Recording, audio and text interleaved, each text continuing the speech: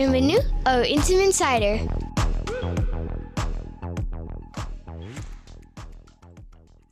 Bonjour à tous, bienvenue au Insum Insider, bienvenue chez Insum. Mon nom est Francis Mignot et aujourd'hui est notre deuxième édition en français. Le Insum Insider en français, c'est un événement qui se veut en support à la communauté Apex francophone autour du monde. Je vous invite donc fortement à partager cette information avec vos collègues et amis. Il n'y a pas beaucoup d'initiatives en français pour la communauté Apex, alors voici une raison de plus de venir en grand nombre et de nous encourager. Cet événement a présentement lieu toutes les 2 semaines et a pour but de partager et de discuter de divers sujets concernant Oracle Apex. Alors, le Insum Insider nous permet d'ouvrir nos portes, de partager nos connaissances avec vous. Vous pouvez poser vos questions dans la section questions de Zoom ou mettre vos commentaires dans le chat. N'hésitez pas, on veut que ce soit dynamique et interactif. Une édition en anglais a lieu tous les jeudis. Donc, cette semaine, nous avons une autre édition en anglais à propos du cloud et également une version en espagnol en alternance avec celle en français. Aujourd'hui, avec moi, Marc Ruel, notre réalisateur, qui s'occupera de nous garder dans les temps et de suivre vos commentaires et questions. Bonjour Marc. Bonjour Francis et bonjour à tous et bienvenue. Et mon co-animateur Patrick. Bonjour Patrick. Bonjour. Bonjour. Ça va bien? Très bien, ben voilà, il fait beau en France. Oui, on a un super temps. Donc, Patrick est basé en France, c'est notre correspondant européen. Donc, aujourd'hui, notre sujet principal est à propos des déploiements et la gestion des sources des applications Apex.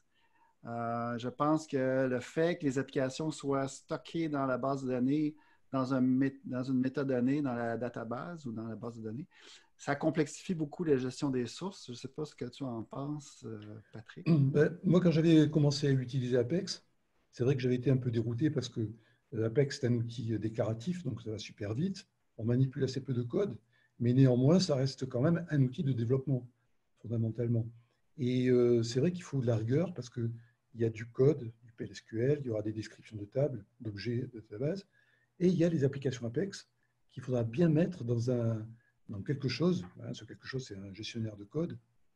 Et alors ça c'est la première chose. Donc, ça va nécessiter de l'organisation. Et deuxièmement, souvent, on se dit qu'un gestionnaire de code, c'est lorsqu'on met en place une équipe de manière collaborative, quand il y a un projet avec plusieurs utilisateurs. En fait, même quand on est seul à développer une application, même si on est seul, il faut un gestionnaire de code. Et souvent, ça, on a tendance à éviter ça ou à l'ignorer. Donc, dans tous les cas de figure, dès qu'on va fabriquer de l'Apex, il faudra bien un gestionnaire de code. Oui, et puis surtout, les gens sont habitués avec des exécutables ou des sources, des fichiers sources. Là, ça vient un peu changer la dynamique, je crois. Avant d'aller plus loin, j'allais oublier, mais je voulais vous indiquer d'aller sur insuminsider.com, insuminsider.com. On partagera le lien dans le chat pour participer au forum de discussion ou accéder aux sessions précédentes.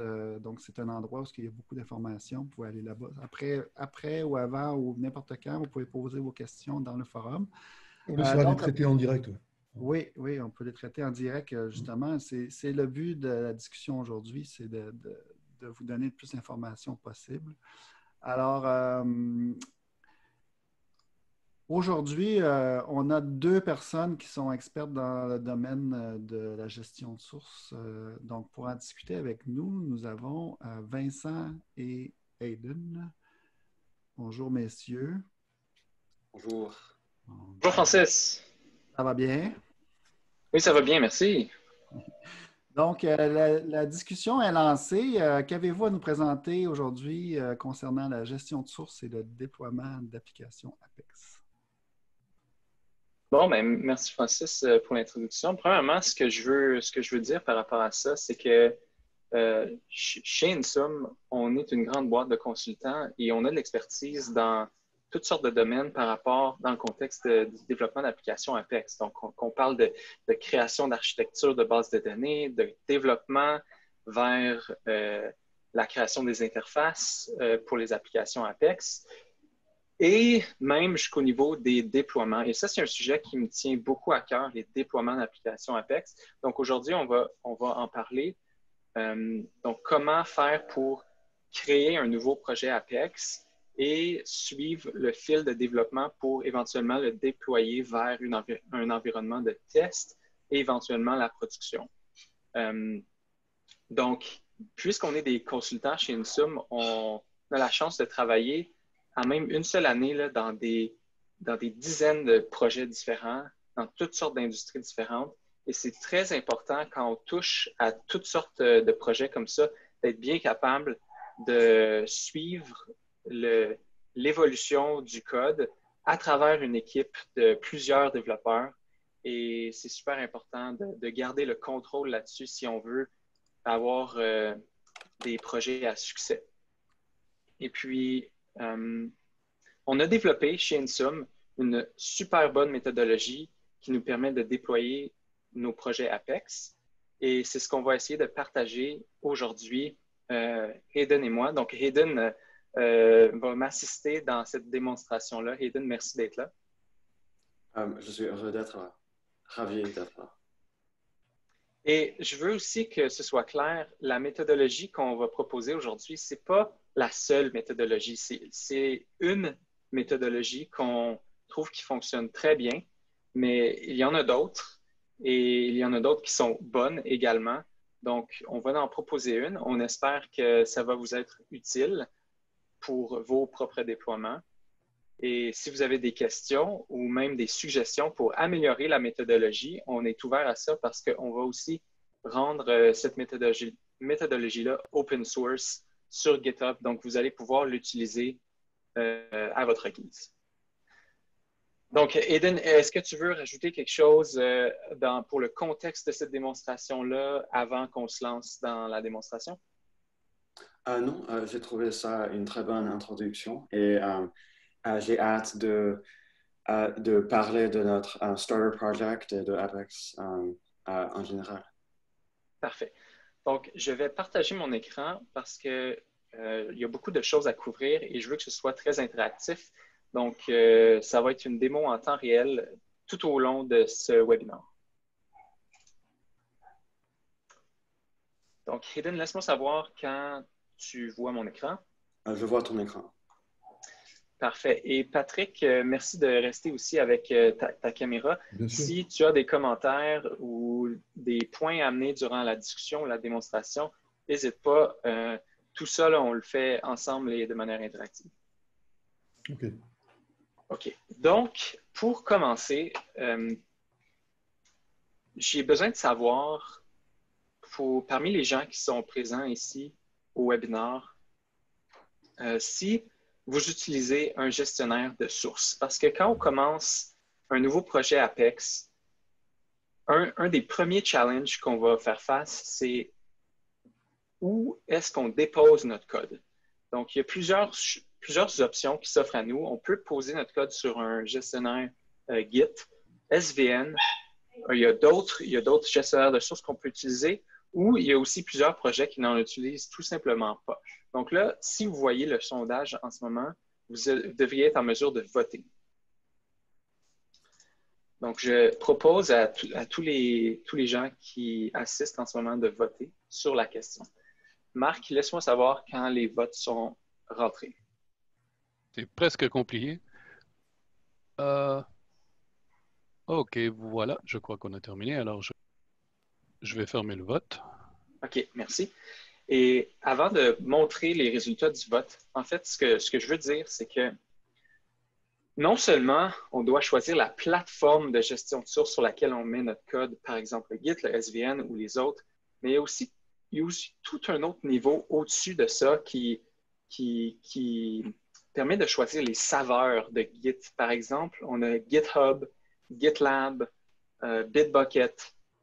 Et ça, c'est toutes des plateformes qui nous permettent de héberger notre code Git sur le cloud.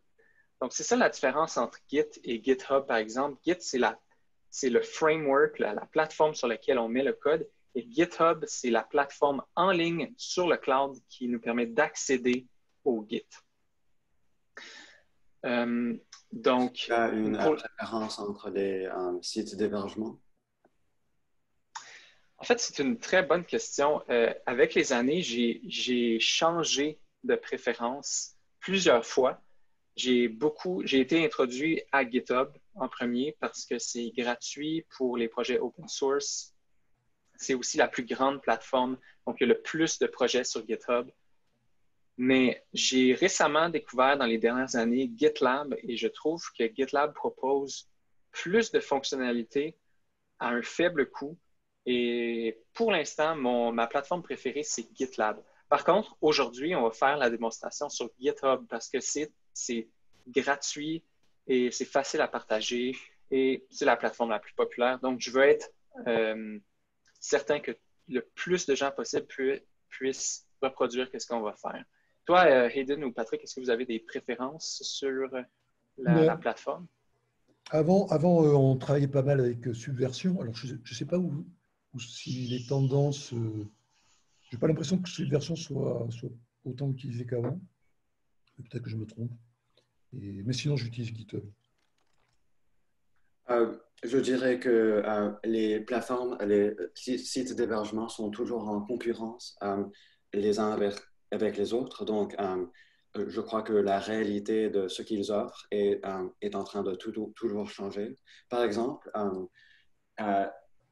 c'était le cas il y a pas très longtemps que sur GitHub, on ne pouvait pas avoir des projets privés avec plus de 3 personnes pour gratuit.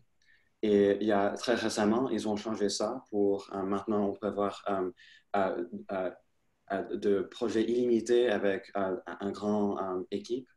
Donc, pour moi, ça fait une grande différence. Et donc, je pense que c'est une question très subtile et j'ai beaucoup de respect pour tous les sites d'hébergement. Eh bien, écoute, Aiden, je ne savais même pas que sur GitHub, on pouvait maintenant faire des projets privés gratuitement. Donc, c'est super en faveur de GitHub. En fait, quand nous avons commencé Phoebe, je pense que cette innovation était la plus grande raison pour laquelle nous avons choisi GitLab. Exactement. Et puisque maintenant GitHub offre ça aussi, peut-être on ferait un choix différent si nous commençons aujourd'hui. C'est bien possible. Mais là, on a choisi GitLab pour le projet Phoebe. Et souvent, les projets vont rester dans la plateforme qu'ils ont choisie au départ parce que ça simplifie énormément le cycle de déploiement. Donc, pour revenir à notre démonstration, aujourd'hui, on va utiliser GitHub. Et un point que je voulais rajouter par rapport à notre discussion. Oui, Marc, vas-y. Excuse-moi, Vincent, est-ce que tu voudrais montrer les résultats du polling? Oui, bien sûr, oui, j'aimerais bien voir les résultats. Voilà. Donc, 50% des gens ici utilisent Git et le reste, c'est distribué entre SVN, autre ou aucun. On a déjà fait ce webinaire en anglais. Il y avait aussi d'autres réponses par rapport à ce sondage et les résultats se ressemblaient beaucoup. Donc, il semblerait que Git soit vraiment la plateforme de gestion de sources la plus populaire pour les projets Oracle et Apex. Oui. Donc, ça tombe bien. Aujourd'hui, on va faire du Git à la saveur GitHub. Et un point que je voudrais rajouter avant qu'on se lance dans la procédure de déploiement, c'est que sur les plateformes en ligne comme GitHub ou GitLab, un des aspects les plus intéressants, c'est la gestion des tickets ou des issues. Parce que dans certains projets, qu'est-ce que je remarque, c'est qu'on a la gestion des sources qui utilise une plateforme et ensuite on a Jira ou Trello ou d'autres sortes de plateformes pour la gestion des tickets. Donc, on divise la création des stories, des tickets et la gestion du développement dans une plateforme et la gestion du code dans l'autre. Ça ne fait pas vraiment de sens. Qu'est-ce qu'on veut? C'est avoir des requis, des besoins qui sont bien définis et ensuite associer du code à ces besoins-là. Donc, on veut associer le code au ticket. Et dans ce contexte-là, ça fait beaucoup de sens de décrire les besoins et les fonctionnalités d'étiquettes directement dans Git. Et c'est ce que ces plateformes-là nous permettent de faire avec un des onglets les plus utilisés ici, Issues.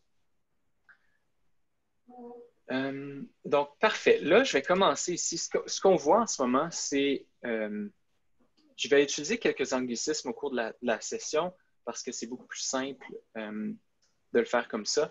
Ce qu'on voit en ce moment, c'est un repository GitHub. C'est comme un projet sur GitHub. Et ce projet-là est un peu spécial parce qu'on l'a marqué comme étant un template. Et qu'est-ce que c'est un template? C'est tout simplement une base de repository avec quelques dossiers préfaits, quelques fichiers préfaits, des choses qu'on va utiliser dans à peu près tous les projets Apex, mais qui n'a pas le contenu qui est relié à nos applications, donc à nos projets. C'est vraiment juste la structure du repository qu'on trouve ici, et c'est pour ça qu'on l'a appelé Starter Project Template. Et ce qu'on peut faire avec un template sur GitHub, c'est le copier en tant que nouveau projet. Et là, dans notre projet Apex, c'est ça qu'on utiliserait pour faire les cycles de développement et les déploiements. C'est notre copie du template. Donc, on va procéder à faire ça ce matin. Je veux dire, avant que tu continues, que même si tu n'es pas sur GitHub, je recommanderais à tout le monde, si tu es sur SVN même, ou GitLab, ou Bitbucket, que ce Starter Project Template va être très utile pour toi aussi. Donc, juste parce que c'est sur GitHub à ce moment, ne veut pas dire que ça ne peut pas vous aider sur un autre site d'hébergement. Absolument, c'est un très bon point, Hayden. Qu'est-ce qu'on va faire en ce moment? C'est on va utiliser le template pour créer un nouveau projet GitHub. Mais si vous étiez sur une autre plateforme comme GitLab ou un autre SVN, vous pourriez tout simplement télécharger ce repository-là en faisant download ici.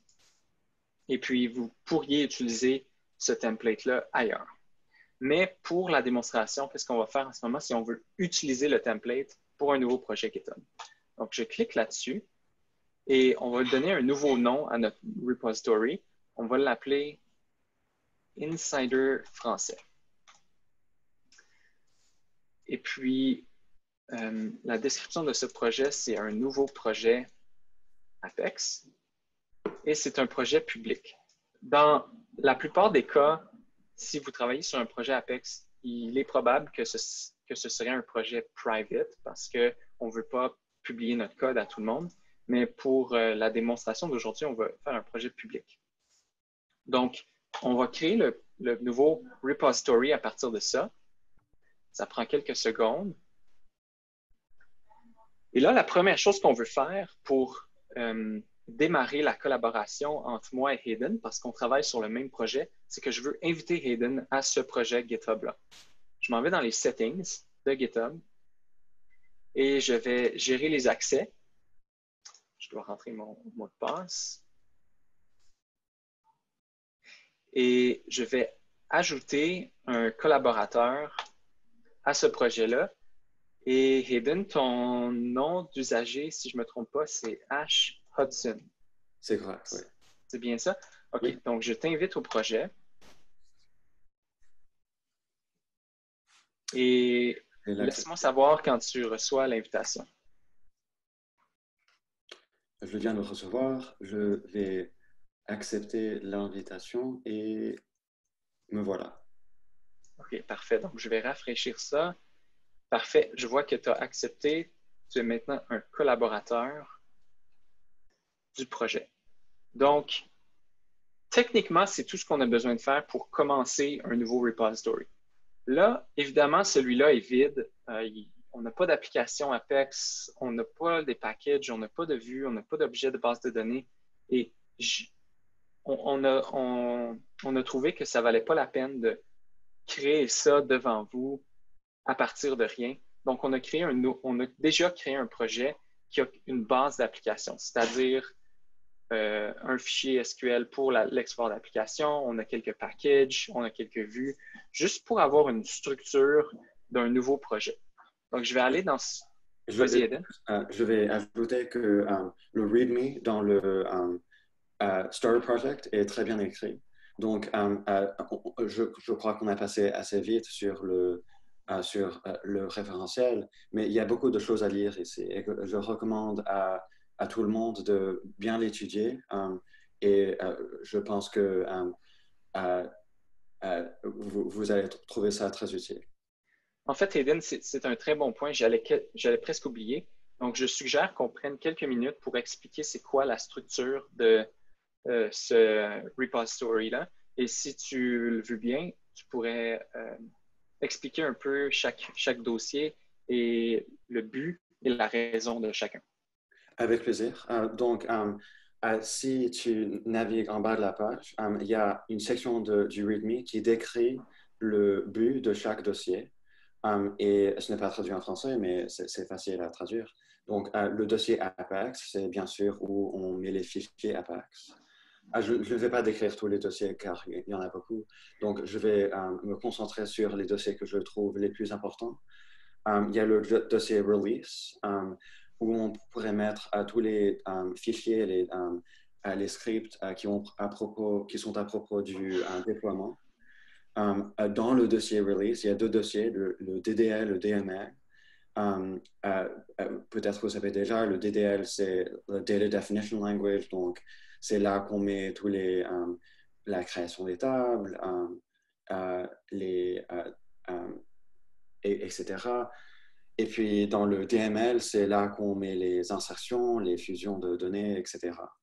J'aimerais rajouter que le DDL, c'est vraiment le but de ces scripts-là, c'est des scripts à utilisation unique. Donc, comme Aiden a dit, la création des tables, un ajout de colonnes, une modification de type de colonne. Donc, les scripts qui peuvent seulement être roulés une fois dans la base de données. Contrairement aux autres scripts comme des packages, des vues, qui peuvent être roulés plusieurs fois. Donc, DDL, c'est relié à un release. Quand on release la version 1 ou la version 2, il y a des scripts qui peuvent être roulés seulement une fois. C'est dans ce dossier-là qu'on les mettrait. On va voir des exemples plus tard à partir de notre application. Oui, peut-être tu vas démontrer comment... il existe de l'automatisation dans le release dossier et je crois que tu vas le démontrer dans quelques minutes. Exactement. Oui, parfait. Donc, je vais simplement observer qu'il existe le dossier packages. C'est là qu'on met nos fichiers qui sont à propos des specs et des bodies de nos paquets.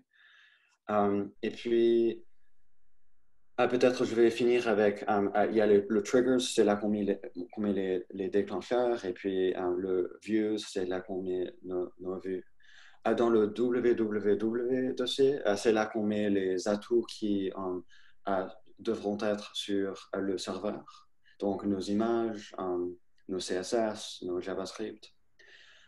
Donc, je recommande à tout le monde de bien lire ce que a été écrit sur ce README pour mieux comprendre. Tout de même, c'est un starter project template, emphase sur le mot starter. C'est très probable que vous allez vouloir faire des changements pour convenir à comment vous faites vos déploiements, comment vous voulez faire vos déploiements, comment ça vous convient. Et vous allez avoir des questions qui ne sont pas répondues sur ce README, mais il n'y a pas de problème, il y a un peu d'interprétation qui est requis par cette expérience. Exactement. Et évidemment, là, on a seulement regardé et expliqué la structure des dossiers. Mais vous allez comprendre plus tard pourquoi on utilise cette structure-là. Parce que qu'est-ce qui est intéressant dans un déploiement, c'est faire un peu d'automatisation des scripts. Donc, on veut être en mesure de déployer la version 2 de notre application et d'inclure tous les vues, tous les packages, tous les triggers et les DDL, DML qui sont reliés à la version 2. Et en suivant cette structure-là, vous allez voir tantôt comment on automatise ces déploiements-là. Donc, on va revenir plus tard à la structure, mais pour l'instant, faites juste comprendre qu'on met différents types d'objets dans différents dossiers. Donc, voilà. Maintenant, je vais me déplacer vers le projet qu'on avait déjà copié au départ pour vous montrer qu'est-ce qu'on en a fait avec ce projet-là. Donc, pour revenir ici, voilà. Donc, je l'avais préparé dans une nouvelle tab. Et ce projet s'appelle InSum Insider Demo. Et ce projet utilise la même structure. Donc, Apex, les packages, les vues, les triggers, on utilise la même structure. Mais dans ce projet-là, on a déjà préinstallé quelques packages. Par exemple, si je m'en vais dans Package, je vais remarquer que j'ai un package avec la spécification du package et le body du package. Tout ça, c'est vraiment simple. Il n'y a à peu près rien dans le package, mais c'est pour vous montrer comment on placerait les fichiers dans la structure actuelle. Ensuite, on a pour les vues, on a une vue très simple qui s'appelle VW Insider. Qu'est-ce qu'on a d'autre? Donc, peut-être dans les releases. Donc, dans les releases, on a le DDL et les DML. DDL, c'est les fichiers de création de table, modification de table. Donc, ici, on en a un qui se nomme MyTable. Et ça, ce fichier-là, tout simplement, il fait un alter table, il ajoute une colonne. Donc, ce fichier-là est relié à un release en particulier. Il ne faut pas oublier ça. Et en même temps, on a un autre fichier sous le dossier DML par rapport à la même table. Donc, ce fichier-là s'appelle également MyTable. Et on fait quelques inserts pour ajouter des données dans la table. Très, très simple. La magie de tout ça, de notre méthodologie, se passe dans ces deux fichiers-là. Donc, je vais prendre le temps d'expliquer comment est-ce qu'on automatise les releases. Et avant de faire ça, je vais me déplacer vers mon éditeur de code parce que ici, on est sur l'interface cloud de GitHub. Mais en réalité, en tant que développeur, je vais travailler la plupart du temps sur mon éditeur de code. Par exemple, j'utilise VS Code. Il y en a d'autres. On peut utiliser Sublime, Atom, Notepad++, mais je préfère VS Code.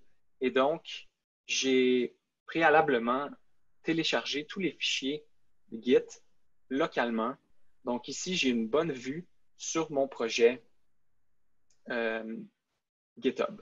Et pour vous montrer que c'est le bon projet, si je m'en vais dans les packages, je retrouve mon package InSum Insider avec le body du package. Ici, j'ai les vues pareillement. Donc là, qu'est-ce qu'on veut faire? C'est développer. On veut créer une nouvelle fonctionnalité à notre application. Et en fait, en tant que Project Manager, on va supposer que je suis le Project Manager et j'ai trouvé un bug dans l'application, dans notre application, et je vais assigner le bug à Hayden parce que j'aimerais qu'il corrige le bug. Et donc, je vais retourner sur GitHub et je vais utiliser le système de tickets.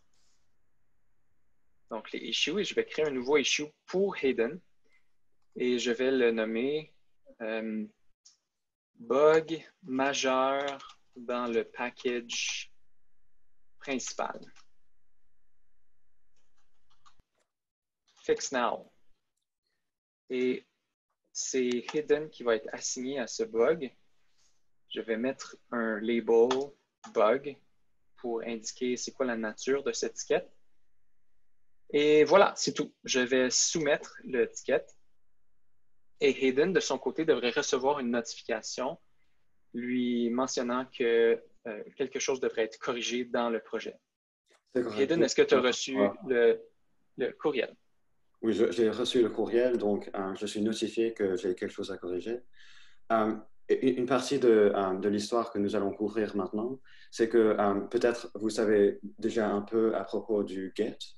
Et nous sommes à ce moment, il y a la branche principale de ce projet s'appelle Master.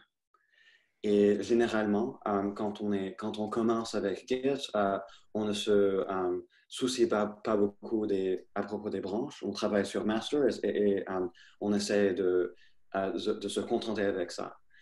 Ce que nous allons démontrer maintenant, c'est que c'est quelque chose qui s'appelle GitHub Flow. Et ça utilise les branches pour bien séparer le code et ça fonctionne bien avec le code review. Donc, je vais essayer d'adresser le ticket que Vincent vient de m'assigner et je vais lui demander de revoir mon code avant qu'il l'accepte dans la branche master. Et il a la possibilité de dire non, je ne veux pas ça, recommence quelque chose comme ça. Donc, j'ai ma branche Hayden Package Change et avant que nous avons même commencé, j'avais déjà anticipé que Vincent m'allait assigner ce ticket. Donc, j'ai déjà mon code préparé. Je vais changer de mon côté sur mon ordinateur. Je vais me mettre sur la branche Hayden Package Change. Je vais ajouter le code que j'ai préparé. Je vais mettre un message fixes number et puis le nombre de l'issue. Et est-ce que tu peux le montrer, Vincent? Bien sûr. C'est le numéro 11. Numéro 11. Donc, je vais mettre fixes numéro 11 pour que si Vincent l'accepte, ça va automatiquement fermer ce ticket. Et je vais pousser mes changements sur la branche. Et l'important, c'est que ce n'est pas sur la branche master. C'est seulement sur la branche que j'ai créée. Et maintenant, je vais me retrouver dans mon navigateur. Eden, pendant que tu fais ça, si je peux me permettre, le but de créer une branche séparée, c'est également de pouvoir protéger la branche master. La branche master, c'est celle qui va suivre le déploiement de l'environnement de développement vers UAT, test, production. Donc, la branche master, c'est celle qui est la principale. Et en tant que lead technique, si je suis le lead technique sur le projet, je veux être en mesure de savoir quel code rentre dans le master pour pouvoir valider le code moi-même en tant que lead technique. Et ce qu'on veut faire, c'est protéger la branche master. Donc, je ne permets à personne dans mon équipe de développement de commit et pousser des changements sur le master. Les développeurs peuvent seulement créer des branches. Et ensuite, les branches sont mergées dans le master. Patrick, si tu veux m'aider avec... Fusionner, voilà.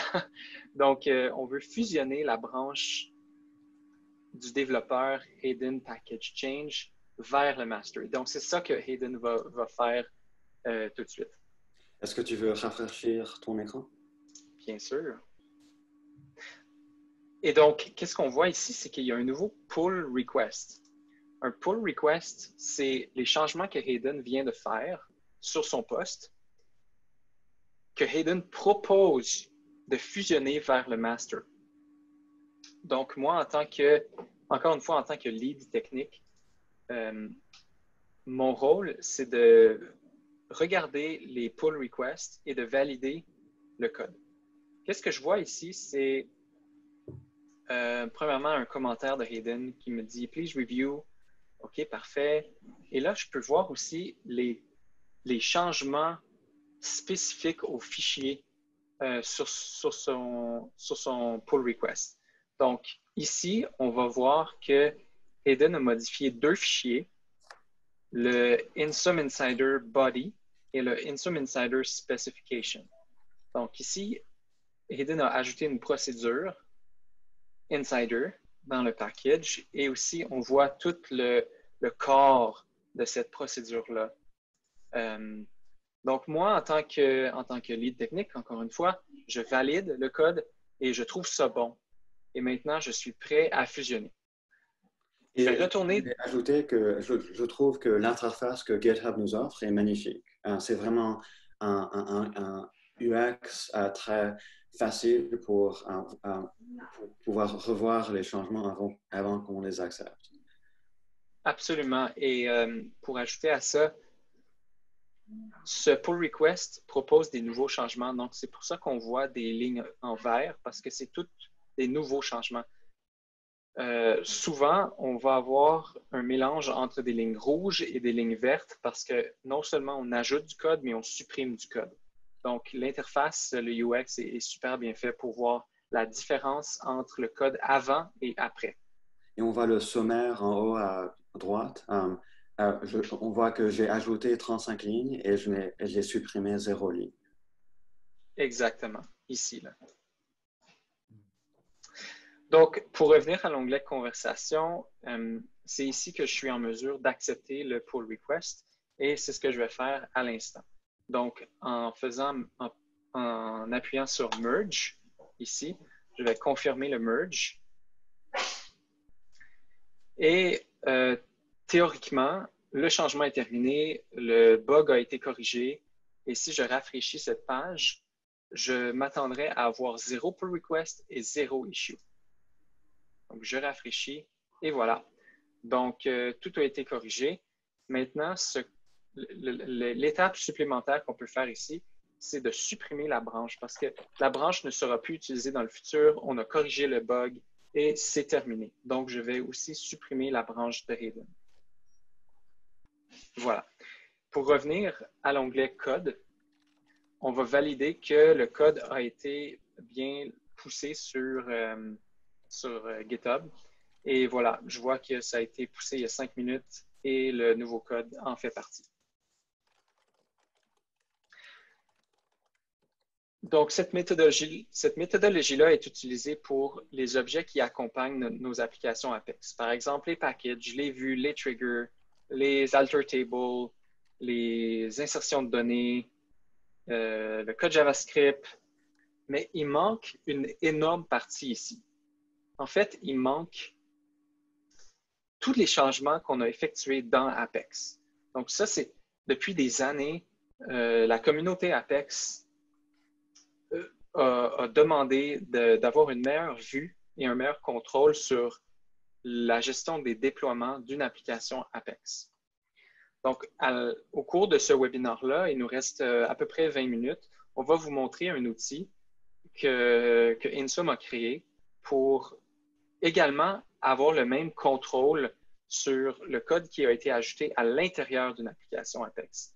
Il ne faut pas oublier qu'une application Apex, si on regarde le contenu d'un fichier d'export comme celui-ci, f101.sql, qui est notre application super simple, il y a quelques pages et rien de compliqué. Cet export-là consiste quand même de plusieurs dizaines de milliers de lignes de code qui ne sont pas très faciles à lire à l'œil, pas très faciles à réviser si on veut faire une révision de code et encore moins facile à tester. Donc, c'est la méthodologie que tous les développeurs Apex sont habitués depuis des années, c'est de prendre une copie de cet export d'application-là et le migrer vers un nouvel environnement. Donc, aujourd'hui, on va proposer une nouvelle méthodologie. Voyons voir, avant que je me lance dans ApexCL, je voulais également montrer une dernière partie. Donc,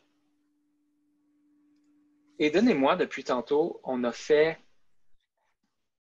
la démonstration du développement d'une fonctionnalité et la fusion dans la branche principale. Il se pourrait qu'à ce point-ci, dans le cycle de notre développement, on veut déployer vers un nouvel environnement. Donc là, j'ai envie de montrer l'automatisation des scripts comment on fait pour prendre nos changements actuels et le déployer vers un nouvel environnement. Là, il faut se rappeler que Hayden a modifié 2 packages. En fait, il a modifié 2 fichiers sous un package.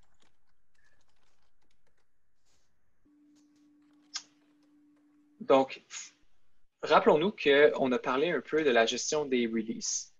On a des fichiers DDL, DML pour l'insertion des données. Et on n'a pas encore parlé des fichiers release.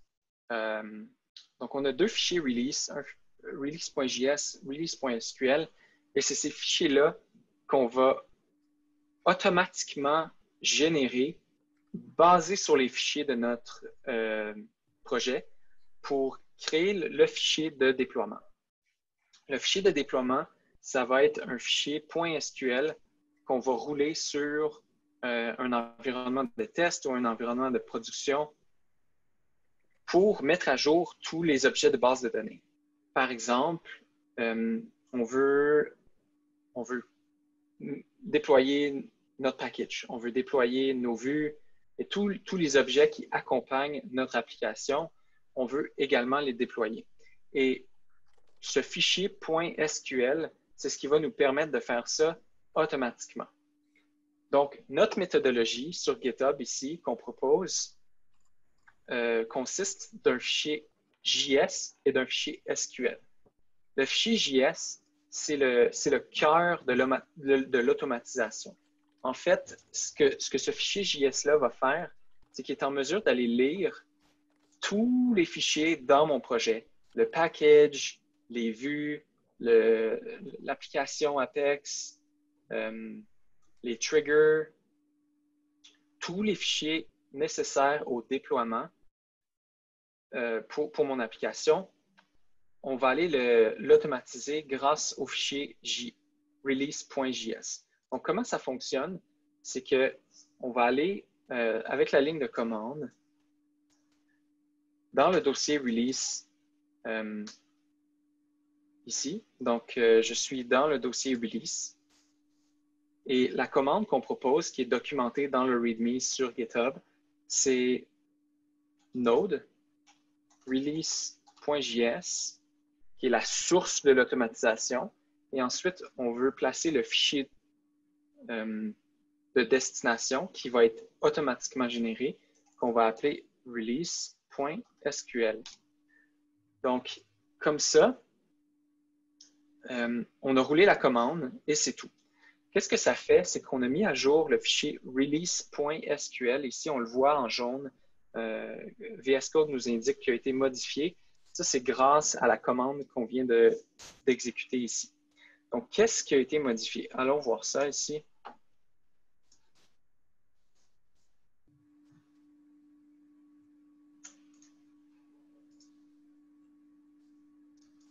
OK. Donc, il y a quelques nouvelles lignes qui ont été ajoutées. Si vous voyez bien, entre 2 lignes vraiment spéciales qu'on appelle Auto Replace Start et Auto Replace End. Donc, la commande qu'on a lancée tantôt s'occupe de populer tous les fichiers qui sont nécessaires à mon déploiement. Donc là, on voit ici qu'on a le DDL, les vues, le package specification, le package body, les triggers et finalement le DML. Donc, je n'ai pas eu à manuellement rentrer mes scripts. Tout ce que j'ai fait, c'est rouler la commande d'automatisation du release et j'ai un fichier .sql qui est généré qui pourra être roulé de manière indépendante sur mon environnement de test ou de production. Et à la fin de tout ça, bien sûr, qu'est-ce qu'on veut faire? C'est déployer notre application.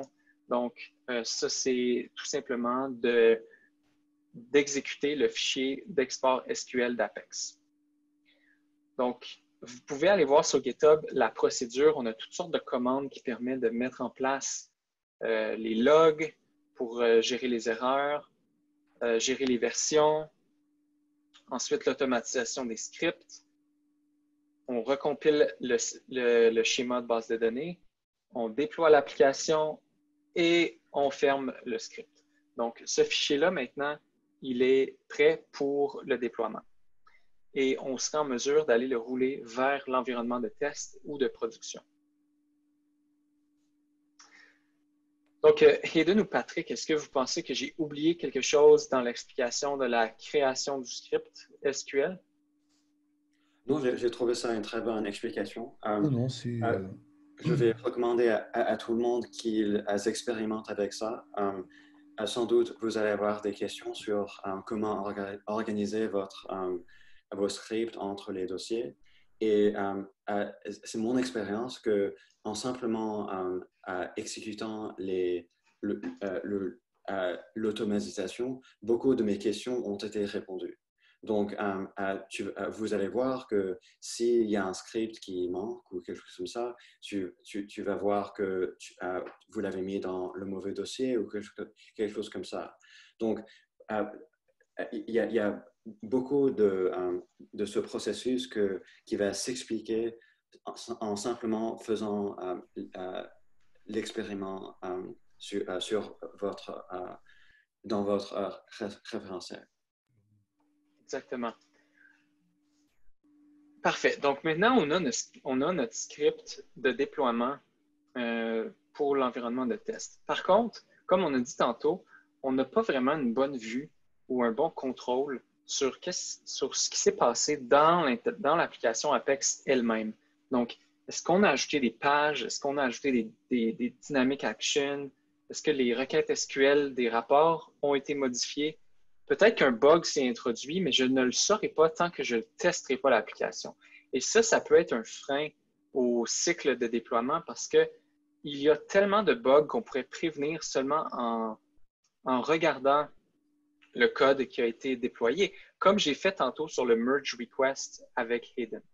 Donc, qu'est-ce qu'on veut introduire aujourd'hui? C'est le nouvel outil ApexCL qui va nous permettre d'avoir le même genre de contrôle sur les changements d'une application Apex. Donc, pour démontrer ApexCL, premièrement, je vais retourner sur GitHub et je vais créer un nouveau issue parce que, en tant que project manager, j'ai trouvé un nouveau bug dans l'application et je veux que Hayden le corrige encore une fois. Là, cette fois-ci, le ticket va s'appeler problème sur l'application Apex. Voilà, c'est tout. Et je vais assigner Hayden à ce ticket-là. Et c'est encore une fois un bug. Et je soumets le ticket. Vincent, Oui. on a reçu une question. Vas-y. Si on peut. OK. Si depuis l'application Apex, j'insère des données, ces données doivent être reprises en script DML dans le répertoire release DML? Exactement. OK. Très bien. Donc, c'est à mon tour de prendre action et nous allons faire un peu comme un tour de magie. Donc, Vincent nous a décrit le problème. On a difficulté à voir les changements qu'un développeur a poussé à notre référentiel. Maintenant, je vais faire quelque chose que vous n'allez pas voir et Vincent va démontrer que c'est possible d'achever ce but. Donc, j'ai une nouvelle branche qui s'appelle Hayden Apex Update. J'ai fait un peu de magie avec ApexCL et puis je vais ajouter mes changements. La raison pourquoi on accélère la démonstration, c'est pour vous montrer le résultat final en premier. Ensuite, on va revenir en arrière et montrer qu'est-ce que Hayden a fait. Et est-ce que tu peux me rappeler le nombre du ticket? Bien sûr, c'est le ticket 13. Donc, comme avant, je vais mettre le commentaire fixes number 13. Et puis, je vais pousser mes changements. Maintenant, je retourne au navigateur. Et puis, je crée un nouveau pull request que je vais assigné à Vincent comme avant. Et comme avant, puisque c'est une branche, je vais dire please review before accepting.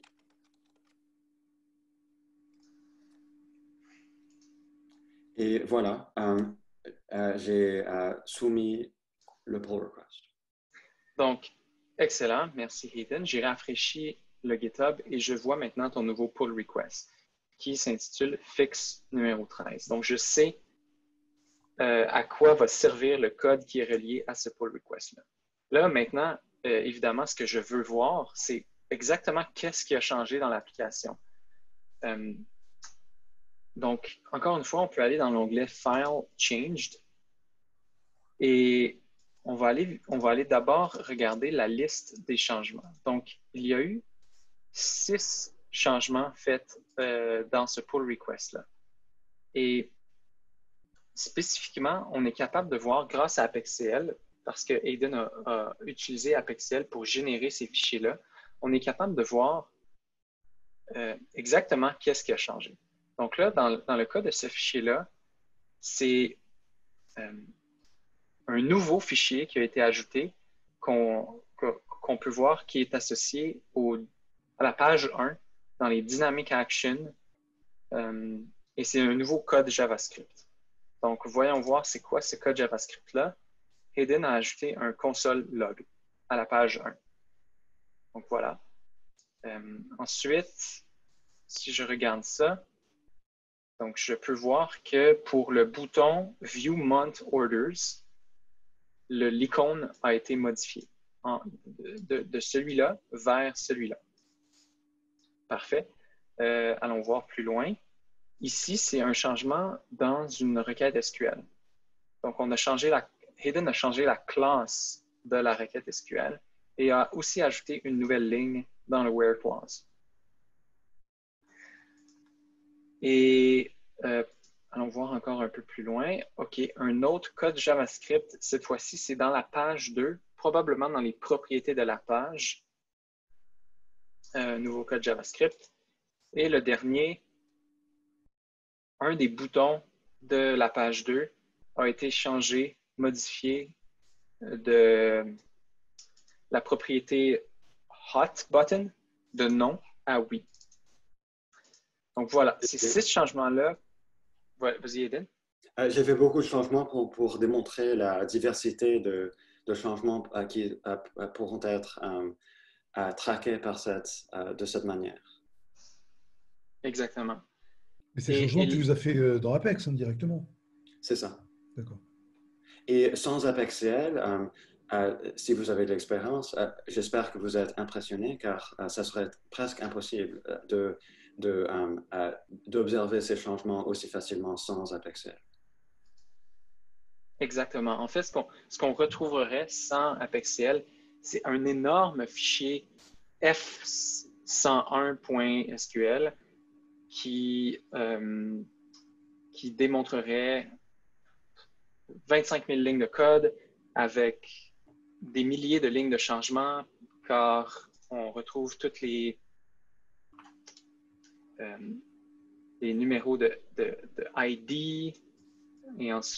Donc, ce n'est pas un fichier qui est facilement lisible à l'œil, mais en ayant un processus ApexCL comme celui qu'on voit en ce moment sur GitHub, ça nous permet d'avoir une très bonne vue claire sur les différents changements de l'application à l'intérieur de ce release. Francis, j'ai vu que tu as mis ta vidéo. Est-ce que tu avais une question? Ouais, en fait, il nous reste 5 minutes. Peux-tu montrer comment ça fonctionne, ApexCL, peut-être, la commande? Oui. OK, parfait. Je vais me dépêcher. D'abord, il va falloir que je merge, que je fusionne, Patrick. Merci pour la traduction. Donc, je confirme les changements de Hayden. Donc, d'abord, je vous invite à aller sur apexcl.dev pour télécharger l'outil. C'est un outil que chaque développeur peut utiliser sur leur poste et de cette manière-là, générer les changements de l'application. Donc, je vais montrer rapidement comment faire ça. Il est toujours payant ou c'est quoi le statut actuellement? Le statut du produit, c'est ApexCL est gratuit jusqu'au mois d'octobre de cette année. C'est ça. 15 octobre, c'est gratuit. Exactement. Vous pouvez l'essayer, apporter vos commentaires, tout ça. Donc, on l'offre en temps de pandémie. On a décidé de le laisser gratuit à tout le monde. C'est très généreux. OK. Donc, rapidement, je vais être capable de faire ça en 2 minutes. Voilà mon application Apex, sur laquelle Hayden et moi, on travaille depuis le début. En fait, c'est celle-là, 101. Et on va un peu reconstruire ce que Hayden a fait, c'est-à-dire aller dans une page de l'application, la page 1, et je vais effectuer un changement sur l'application. Donc, voilà, je vais trouver un rapport et je vais faire modification de la requête SQL. Je vais moi aussi ajouter un where clause. Donc, 1 égale 1. Et voilà, c'est ça mon changement. Je sauvegarde. Et ce que je vais démontrer, c'est la manière la plus simple d'utiliser ApexCL sur notre cloud ApexCL. Pour utiliser le cloud ApexCL, on retourne dans l'application 101 et on va faire un export de cette application-là. On veut extraire l'application au complet. Donc, j'exporte traditionnellement dans le builder Apex lui-même. Et le fichier que j'ai téléchargé, qui représente mon application, je vais aller le placer sur mon poste local, sur mon repository de mon projet. Donc, dans le dossier Starter Template, j'ai mon dossier Apex. Voyons voir. Est-ce que c'est celui-là? Non, c'est InSum Insider Demo, Apex. Et le fichier 101 est ici. Donc, je vais tout simplement le placer à cet endroit-là et je remplace. Maintenant, le tour de magie se passe sur la ligne de commande. ApexCL, c'est un outil de ligne de commande qu'on peut appeler tout simplement en faisant ApexCL sur la ligne de commande. Et là, j'ai accès à toutes sortes d'options qui vont me permettre de générer ces fichiers-là. Donc, on va aller dans le dossier Apex et on va valider que le fichier F101 est bien ici. Là, voilà la commande qu'il faut rouler pour générer les fichiers. C'est ApexCL Cloud. Et là, je fais -F pour fichier parce qu'on veut envoyer notre application vers le cloud pour déconstruire tous ces fichiers-là. Donc, c'est f101.sql. Et là, j'ai le choix d'exporter toute l'application ou seulement une page ou seulement les shared components. Donc, pour la démonstration, on va faire toute l'application. Donc là, notre service cloud analyse les changements de l'application et va le replacer sur mon poste. Et là, il reste 1 minute, donc je vais faire ça rapidement. Donc ça prend quelques secondes. On extrait. Et voilà. Donc là, mon éditeur de code me dit qu'il y a 3 changements. En réalité, il y en a seulement un par rapport à ce que je viens de faire. C'est ce changement-là. Donc, on voit qu'il y a eu une modification au rapport Top Products. Et là, si je viens regarder c'est quoi les changements, on remarque qu'il y a une nouvelle ligne à la ligne 6 qui reflète mes changements dans Apex. Donc, seulement en faisant ces quelques étapes-là, je suis en mesure d'améliorer ma gestion des sources pour mon code Apex de manière significative. Et c'est spécifiquement utile pour des équipes de travail parce qu'on est en mesure de savoir qui a fait quoi, à quel moment, c'est quoi le code qui a été ajouté, retiré, et voilà. Donc, si on combine ce qu'on a vu au départ avec l'automatisation des déploiements et la gestion des sources Apex CL, on a un cycle complet de déploiement d'applications Apex qui est super robuste pour nos projets. Donc, moi, je vais m'arrêter là. Si Hayden, tu veux rajouter quelque chose ou s'il y a des questions à répondre, on peut y aller. Je vais ajouter simplement que c'est vraiment très facile à installer. Ça prend quelques minutes peut-être. Et les instructions sur le site Apexel Dev sont vraiment très utiles. Vincent et Hayden, vous n'avez pas beaucoup parlé de la fonction Team Development dans Apex. Finalement, peut-être que vous l'utilisez pas beaucoup vous, dans vos projets. Je ne l'utilise jamais, à vrai dire. D'accord. Et toi, Vincent, non plus? Non, moi non plus. Je sais qu'il y a des changements qui s'en viennent dans le futur pour améliorer le team development dans Apex. Pour l'instant, je trouve que la gestion d'étiquettes à même GitHub est supérieure. C'est vrai qu'elle est bien, ouais, elle est très pratique.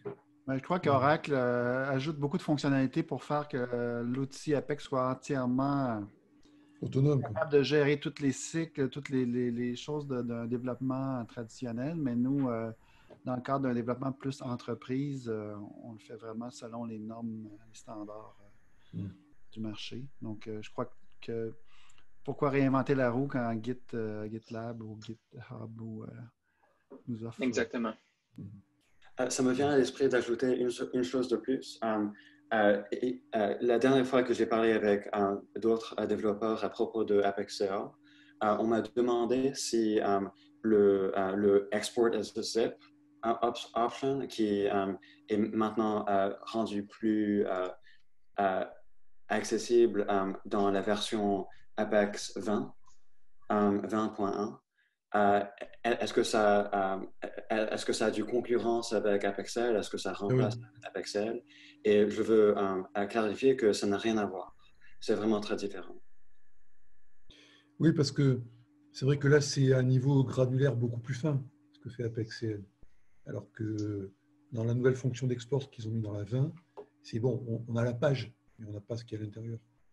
C'est correct, oui. On s'en sert beaucoup d'Apexel pour faire du code review ou de l'analyse, voir un peu ce qui a été changé, faire le suivi des changements, faire de l'assurance qualité, des choses comme ça. Donc oui, ça amène une toute autre dimension. Je ne pense pas que l'équipe Apex veut aller vers ça tranquillement, mais pour l'instant, Apexel, ça apporte vraiment, comme Hayden l'a dit, une autre dimension. Donc, messieurs, on est 3 minutes passé notre temps. On pourrait en discuter toute la journée, mais j'invite les gens, les participants à poser vos questions sur notre forum de Insum Insider. Vous pouvez aller en tout temps. C'est toujours disponible. On surveille toujours ce qui se passe. Donc, si vous avez d'autres questions aujourd'hui ou plus tard, ne vous gênez surtout pas. Ne manquez pas le prochain épisode d'Insum Insider en anglais cette semaine, jeudi, à propos du cloud autonome et gratuit. Et le 16 juin, donc dans 2 semaines, nous allons faire un troisième Insum Insider en français, aussi à propos du cloud avec Patrick et Luc Demanche. Donc, soyez au rendez-vous et surtout, passez le mot. On veut grossir la communauté ou rejoindre le plus de gens possible qui sont francophones. Je pense qu'il y a un besoin à cet endroit, mais il faut toujours que les gens soient au courant. Donc, ne vous gênez pas pour partager l'information. Merci beaucoup à Hayden et Vincent et Patrick. Je crois que ça a été très informatif aujourd'hui. N'hésitez pas à aller voir aussi Apexel, apexcl.dev. Vous pouvez le télécharger gratuitement. On attend vos commentaires. N'hésitez pas. Il y a 2 versions, je pense, Vincent. La version on-prem, est-ce qu'elle est disponible présentement? Peut-être en mute. Oui, il y a 2 versions. La version cloud que j'ai démontrée et aussi une version on-prem que les gens peuvent installer localement dans leur environnement et ne pas passer par le service cloud. Donc, pour ceux qui ont des limitations au point de vue entreprise, accès à l'Internet, donc il y a une version que vous pouvez installer. Ça demande un peu plus d'efforts, mais c'est disponible. Donc, merci beaucoup. Merci à tous. Et puis, dans 2 semaines en français. Merci à tous. Au revoir. Bonne journée. À bientôt. Au revoir. Au revoir.